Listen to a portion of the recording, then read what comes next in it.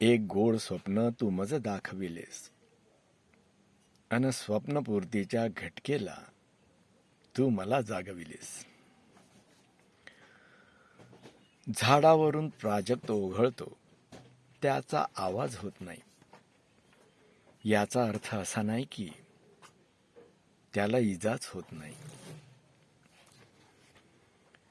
घडी अशी सुंदर घालावी की मोडूच नये असं वाटावं.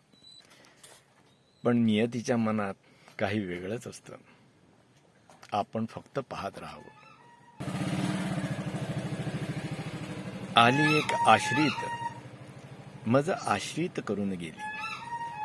जीवनातील सत्य तू स्वप्नरूपी होऊन राहिली. अबला म्हणून मी माझ्या काळीची छाया तुझ अर्पिली. तुझ्या जीवनातील दुपार संपताच तू मात्र मला परकी झालीस.